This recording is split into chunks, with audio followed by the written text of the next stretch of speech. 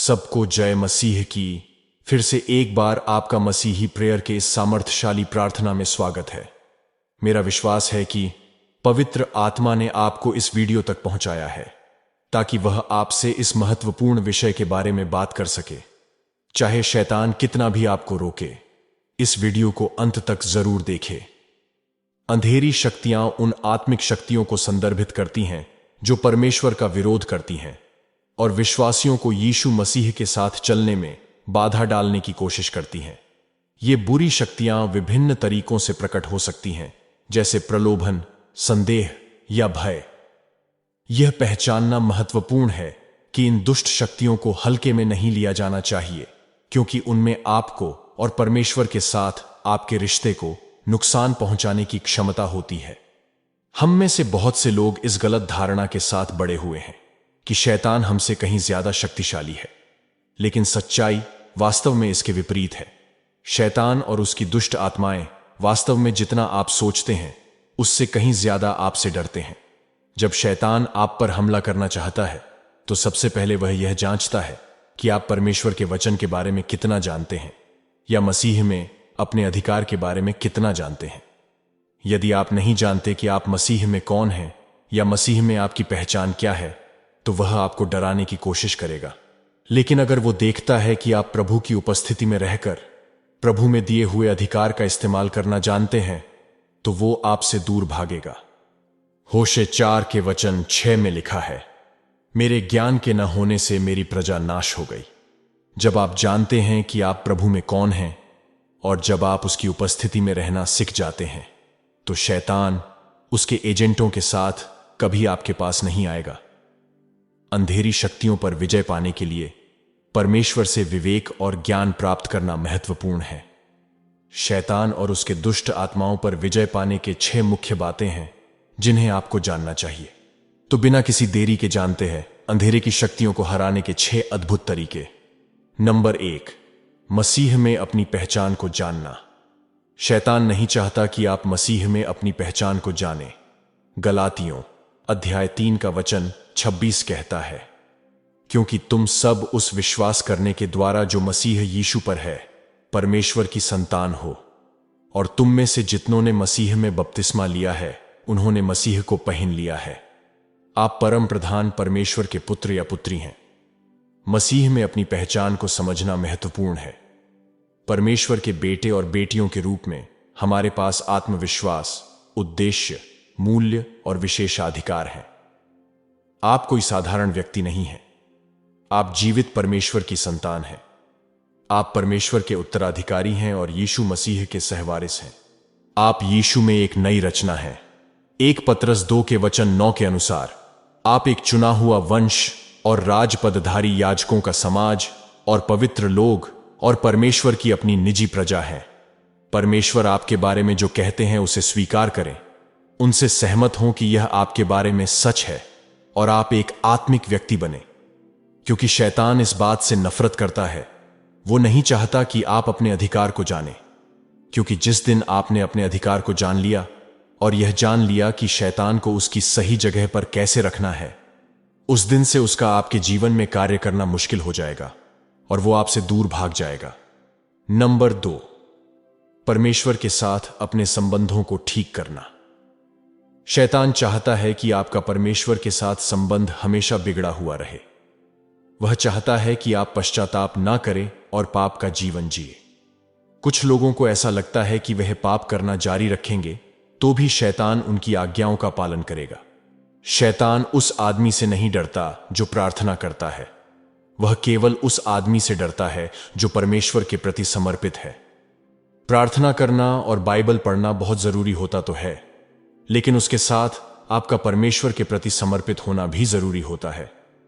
बहुत से लोगों को मैं यह कहते हुए देखता हूं कि मैं तो बहुत प्रार्थना करता हूं, हर दिन बिना भूले बाइबल भी पढ़ता हूं, फिर भी मेरे जीवन में बहुत सारी समस्याएं क्यों आती रहती हैं। मैं उनको यह बताना चाहता हूं कि शैतान सिर्फ उनकी बात मानेगा या सिर्फ उनसे डरेगा जिसका परमेश्वर के साथ संबंध अच्छा है। इसलिए कई लोग प्रार्थना करने के बावजूद समस्याओं का जीवन जी रहे हैं। बेशक मसीही लोगों के जीवन में समस्याएं तो आती ही है, बाइबल में कई ऐसे उदाहरण हैं जहां परमेश्वर के लोगों ने समस्याओं का सामना किया। लेकिन जब आपका जीवन परमेश्वर के प्रति समर्पित होता है तो उन समस्याओं का आपके जीवन पर कुछ असर नहीं होता। उन समस्याओं के बीच में आप बिना डरे खड़े होते हैं और जो आशीष परमेश्वर ने आपके लिए रखी है वो आपको मिल जाती है। उसे शैतान रोक नहीं सकता। याकूब 4:7 कहता है, इसीलिए अपने आप को परमेश्वर के अधीन कर दो, शैतान का विरोध करो, वह तुम्हारे सामने से भाग खड़ा होगा। परमेश्वर के अधीन होना मतलब उनके अधिकार के प्रति समर्पण और उसकी आज्ञाओं का पालन करना होता है। इस बात पर भरोसा करना कि उनकी योजनाएं अंततः हमारे भले के लिए हैं। परमेश्वर के प्रति समर्पण करके हम खुद को उनकी इच्छा के साथ जोड़ते हैं और उन्हें अंधकार की शक्तियों के विरुद्ध हमारे लिए लड़ने देते हैं। जब हम परमेश्वर की शक्ति से शैतान का विरोध करते हैं तो वह हमसे भागने के लिए मजबूर हो जाता है, हमारे जीवन में पैर जमाने में असमर्थ हो जाता है। जब आपने अपने पापों का पश्चाताप करके परमेश्वर से संबंध ठीक नहीं किया है तो शैतान के खिलाफ युद्ध छेड़ने का प्रयास करना खतरनाक है। यही कारण है कि कभी कभी आपको कोई ऐसा व्यक्ति मिल सकता है जो बहुत प्रार्थना करता है लेकिन हर समय उस पर हमला होता रहता है। उन पर आत्मिक हमला होने का कारण यह हो सकता है कि उनके जीवन में अभी भी छिपे हुए या गुप्त पाप हैं। कुछ लोग द्वेष और क्षमा न करने की भावना रखते हैं, जबकि कुछ व्यभिचार करते हैं। फिर भी वे शैतान और उसके दुष्ट आत्माओं के खिलाफ खड़े होने और युद्ध छेड़ने का साहस दिखाते हैं। आप ऐसे लोगों को भी पाते हैं जो चर्च में नेतृत्व करते हैं, आराधना करते हैं, फिर भी व्यभिचार और गुप्त पापों में लिप्त हैं। और हर रविवार की सुबह वे शैतान के खिलाफ युद्ध की घोषणा करने के लिए अपने हाथ उठाते हैं। आप अपने आप को परमेश्वर की संतान तब तक नहीं कह सकते जब तक आप इन पापों में अभी भी पड़े हुए हों। 1 यूहन्ना 3:4 में लिखा है, जो कोई परमेश्वर से जन्मा है वह पाप नहीं करता, क्योंकि उसका बीज उसमें बना रहता है, और वह पाप कर ही नहीं सकता क्योंकि परमेश्वर से जन्मा है। जी हां, एक सच्चा मसीही कभी पाप नहीं कर सकता और पाप करने वाला कभी सच्चा मसीही नहीं हो सकता। मत्ती 12:26 में यीशु मसीह ने कहा, यदि शैतान ही शैतान को निकाले तो वह अपने ही विरुद्ध फूट डालेगा, फिर उसका राज्य कैसे बना रहेगा। शैतान के साथ संबंध रखकर आप उसे हरा नहीं सकते। अगर उसे हराना है तो परमेश्वर की इच्छानुसार आपको जीवन जीना होगा, ताकि आपका परमेश्वर के साथ संबंध गहरा हो। क्योंकि 1 यूहन्ना 5:18 में लिखा है कि हम जानते हैं कि जो कोई परमेश्वर से उत्पन्न हुआ है वह पाप नहीं करता, पर जो परमेश्वर से उत्पन्न हुआ उसे वह बचाए रखता है और वह दुष्ट उसे छूने नहीं पाता। यदि आप परमेश्वर से नहीं डरते हैं तो शैतान जीवन भर कभी भी आपसे नहीं डरेगा। नंबर 3, परमेश्वर के कवच को धारण करें। विश्वासियों के रूप में हमें शत्रु की योजनाओं के विरुद्ध दृढ़ रहने के लिए परमेश्वर के संपूर्ण कवच को धारण करने के लिए कहा जाता है। इफिसियों 6:11 हमें निर्देश देता है, परमेश्वर के संपूर्ण कवच को धारण करो ताकि तुम शैतान की योजनाओं के विरुद्ध खड़े हो सको। यह कवच हमारी आत्मिक सुरक्षा के रूप में कार्य करता है और हमें अंधकार की शक्तियों के विरुद्ध युद्ध के लिए सुसज्जित करता है, जो हमारे जीवन में परमेश्वर के उद्देश्यों को विफल करने का प्रयास करती है। कवच का प्रत्येक भाग सत्य, धार्मिकता, तत्परता, विश्वास, उद्धार और परमेश्वर का वचन आत्मिक क्षेत्र में हमारी रक्षा और आक्रमण के लिए आवश्यक है। सत्य और धार्मिकता को अपनाने से हम धोखे और अधर्म से खुद को बचाते हैं, जबकि विश्वास और तत्परता हमें मुसीबत और प्रलोभन का सामना करने में दृढ़ रहने में सक्षम बनाते हैं। इसके अलावा विश्वास की ढाल और आत्मा की तलवार, जो परमेश्वर का वचन है, जो सामर्थशाली हथियार है, जो हमें शत्रु के हमलों को रोकने और परमेश्वर के राज्य को आगे बढ़ाने में मदद करते हैं। रोमियो 13:12 हमें याद दिलाता है, रात लगभग समाप्त हो चुकी है, दिन लगभग आने वाला है, इसलिए आइए हम अंधकार के कामों को त्याग दें और ज्योति के कवच को धारण करें। उद्धार का टोप, धार्मिकता का कवच, सत्य की कमरबंद, शांति के सुसमाचार की तैयारी के जूते, आत्मा की तलवार जो परमेश्वर का वचन है। हर एक चीज एक विश्वासी के लिए महत्वपूर्ण है। यदि इनमें से एक भी गायब है तो आप आत्मिक जीवन में कमजोर हैं। यह आत्मिक कवच न केवल हमें अंधकार की शक्तियों से बचाता है, बल्कि हमें आत्मविश्वास और अधिकार के साथ आत्मिक युद्ध में शामिल होने की शक्ति भी देता है। इसीलिए हमें प्रतिदिन खुद को परमेश्वर के कवच में ढकना है, ताकि हम दुश्मन की योजनाओं के खिलाफ मजबूती से खड़े हो सके और दुनिया में परमेश्वर के राज्य को आगे बढ़ा सके। नंबर 4, क्षमा करना और प्रेम करना। अंधेरे की शक्तियों पर विजय पाने का शक्तिशाली तरीका क्षमा करना और प्रेम करना है। शैतान हमेशा क्षमा और प्रेम इन दो बातों से घृणा करता है, क्योंकि जब यह दो बातें हम अपने जीवन में करना शुरू कर देते हैं, तब जो आशीषों के दरवाजे शैतान ने आपके जीवन में काफी सालों से बंद रखे थे, आत्मिक क्षेत्र में वे खुलना शुरू होते हैं। इसलिए हम में से कई लोगों के लिए क्षमा करना सबसे कठिन काम लगता है। शत्रु अक्सर आपको बंधन में रखने के लिए क्षमा न करना, कड़वाहट और नफरत का इस्तेमाल करता है। बाइबल में हमें बार बार प्रेम और क्षमा करने का आदेश दिया गया है। प्रेम के लिए क्षमा एक प्रमुख घटक है। यह किसी भी दोस्ती या रिश्ते के लिए एक महत्वपूर्ण घटक है। यदि तुम क्षमा नहीं करते, यदि तुम द्वेष रखते हो, तो तुम पाप के भागीदार हो। इफिसियों 4 के वचन 31 और 32 में लिखा है, सब प्रकार की कड़वाहट और प्रकोप और क्रोध और कलह और निंदा सब बैरभाव समेत तुमसे दूर की जाए, और एक दूसरे पर कृपाल और करुणामय हो। और जैसे परमेश्वर ने मसीह में तुम्हारे अपराध क्षमा किए, वैसे ही तुम भी एक दूसरे के अपराध क्षमा करो। क्षमा करना और प्रेम करना हमें अपराध और शर्मिंदगी से मुक्त करता है। यह हमें द्वेष और कड़वाहट से मुक्त करता है। यह हमें दूसरों की निंदा करने से मुक्त करता है। यह हमें भावनात्मक बोझ और हमारे अतीत के दर्द से मुक्त करता है। यह हमें द्वेष रखने और बदला लेने से मुक्त करता है। यह हमें दूसरों से वैसा प्रेम करने के लिए स्वतंत्र करता है जैसा प्रभु यीशु मसीह ने हमसे किया है। यह हमें परमेश्वर, प्रभु यीशु मसीह और पवित्र आत्मा के साथ संगति करने के लिए सहायता करता है। जब हम प्रेम और क्षमा में चलते हैं, तो हम इन स्वतंत्रता का अनुभव करते हैं। गलातियों 5 के वचन 1 में लिखा है, मसीह ने स्वतंत्रता के लिए हमें स्वतंत्र किया है, सो इसी में स्थिर रहो और दासत्व के जुए में फिर से न जुटो।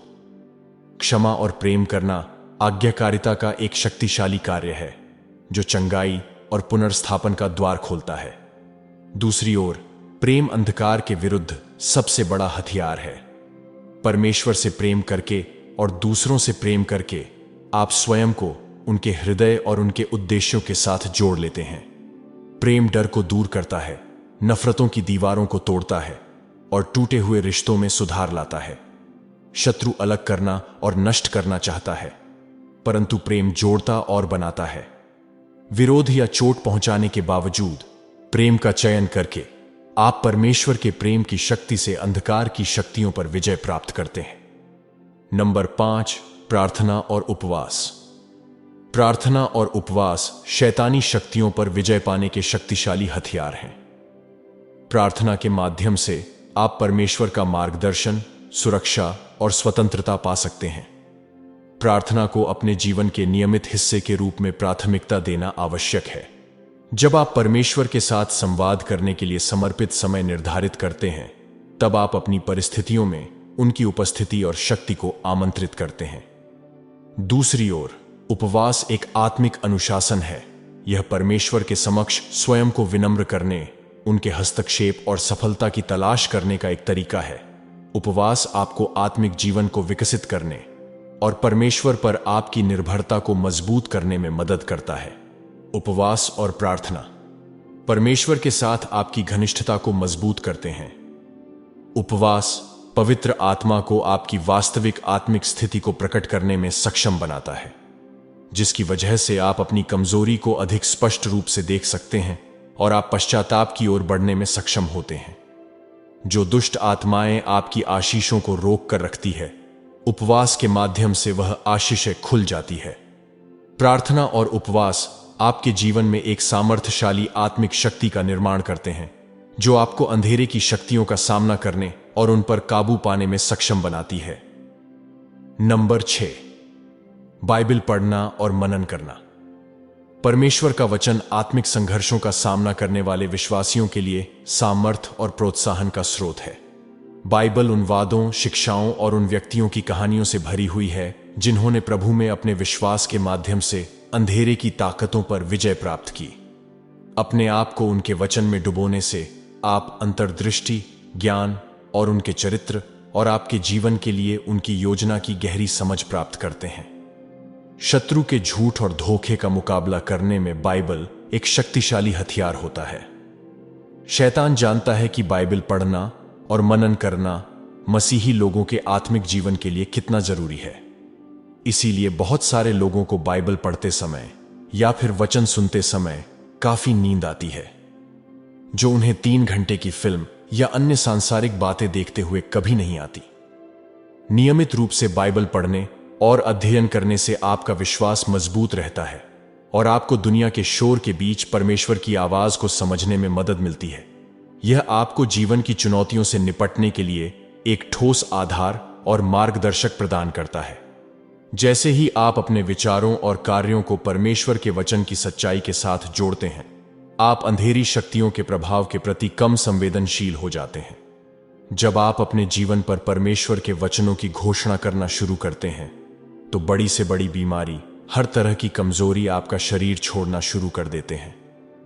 कई लोगों के जीवन बदलना शुरू हो जाता है। परमेश्वर से मिला रेमा वचन आपका पूरा जीवन बदल सकता है और आपके भविष्य में मार्गदर्शन कर सकता है। अगर आप परमेश्वर के राज्य के लिए सामर्थी कार्य करना चाहते हैं, तो यह 6 प्रमुख बातें आपके जीवन में होनी जरूरी हैं। इन 6 बातों के जरिए आप अंधेरे की शक्तियों पर विजय पा सकते हैं और एक विजयी मसीही जीवन जी सकते हैं, और वो आशीषों से भरा जीवन जी सकते हैं जो परमेश्वर ने आपके लिए रखा है। तो आइए अपनी आंखों को बंद करें और अंधेरे की शक्तियों के विरुद्ध विश्वास से यह प्रार्थना करें। स्वर्गीय पिता, मैं आपके सामने नम्र हृदय से आता हूं। अंधकार की शक्तियों से आपकी सुरक्षा और मार्गदर्शन की मांग करता हूं जो मुझे घेरे हुए है। मैं जानता हूं कि आप सर्वशक्तिमान परमेश्वर हैं, जो स्वर्ग और पृथ्वी पर शक्ति और अधिकार रखते हैं। मैं आपके वचनों पर भरोसा करता हूं। मैं अंधकार की शक्तियों के खिलाफ प्रार्थना करता हूं जो मुझे नुकसान पहुंचाना चाहती हैं। मैं जानता हूं कि आपका वचन हमें बताता है कि हमारी लड़ाई मांस और लहू के खिलाफ नहीं है, बल्कि बुराई की आत्मिक शक्तियों के खिलाफ है। मैं आज आपके सामने मेरे जीवन पर होने वाले हर एक आत्मिक हमलों के विरुद्ध प्रार्थना करने आया हूं। प्रभु, मैं अकेला इन हमलों का सामना नहीं कर सकता, लेकिन मुझे विश्वास है कि यह लड़ाई मेरी नहीं बल्कि आपकी है और आप मेरी ओर से लड़ेंगे। आप मुझे आपकी शक्ति, सामर्थ्य से भर दीजिए। मैं पीढ़ी दर पीढ़ी चले आ रहे हर अभिशाप और अधर्म को तोड़ता हूं, खुद को और अपने परिवार को इसकी पकड़ से मुक्त करता हूं। मैं शत्रु के शिविर में भ्रम और हताशा की घोषणा करता हूं, जिससे मेरे विरुद्ध उसकी दुष्ट योजनाएं विफल हो जाएं। प्रभु परमेश्वर, मेरे जीवन में सभी निष्क्रिय आत्मिक उपहार और प्रतिभाएं यीशु के नाम से आपकी महिमा के लिए काम करना शुरू कर दें। मैं घोषणा करता हूं कि मेरे विरुद्ध बनाया हुआ कोई भी हथियार सफल न होगा, और जो कोई न्याय के लिए मेरे विरुद्ध उठेगा वह दोषी ठहराया जाएगा। मैं अपने जीवन के हर क्षेत्र पर यीशु मसीह का शक्तिशाली लहू लगाता हूं और सभी आत्मिक हमलों के खिलाफ दिव्य सुरक्षा की घोषणा करता हूं। मैं अपने जीवन के हर शैतानी गढ़ को यीशु के नाम से गिरने और नष्ट होने का आदेश देता हूं। मैं हर उस शैतान को यीशु मसीह के नाम से आज्ञा देता हूं जो मुझे परेशान कर रहा है कि वह नरक के गड्ढे में वापस चला जाए जहां से वो आया है। पिता परमेश्वर, आपके स्वर्गदूतों को मेरी रक्षा करने और मेरी ओर से लड़ने के लिए भेज दीजिए।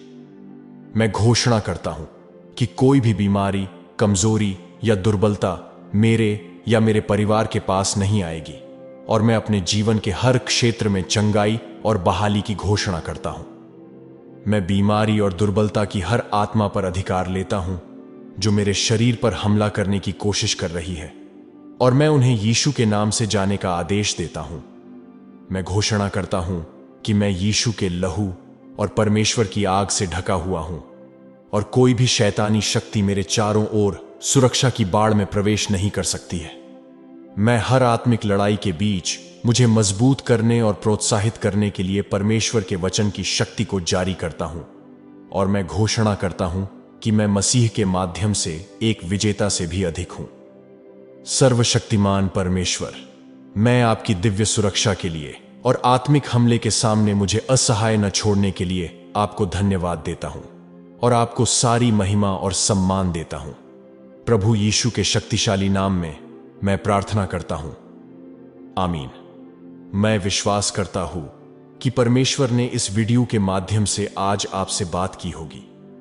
इस प्रार्थना को अंत तक देखने के लिए और अपने जीवन पर ग्रहण करने के लिए धन्यवाद।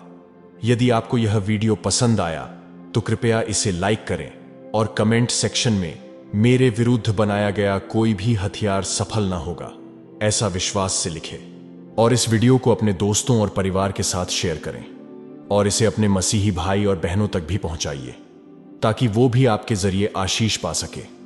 और अगर आप हमारी शक्तिशाली प्रार्थनाओं से आशीषित हुए हैं और आपके जीवन की हर परिस्थिति के लिए प्रॉफिटिक प्रार्थनाएं चाहते हैं तो मसीही प्रेयर चैनल को सब्सक्राइब करके हमारे मसीही परिवार से जुड़े और नोटिफिकेशन बेल ऑन जरूर करें।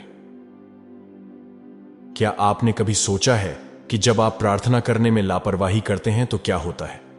क्या आप जानना चाहते हो कि जब आप प्रार्थना नहीं करते तो आत्मिक क्षेत्र में क्या होने लगता है? अगर हां, तो ऊपर दिए हुए वीडियो को जरूर देखें। प्रभु आपको आशीष दे। जल्द मिलते हैं अगली प्रार्थना में। जय मसीह की।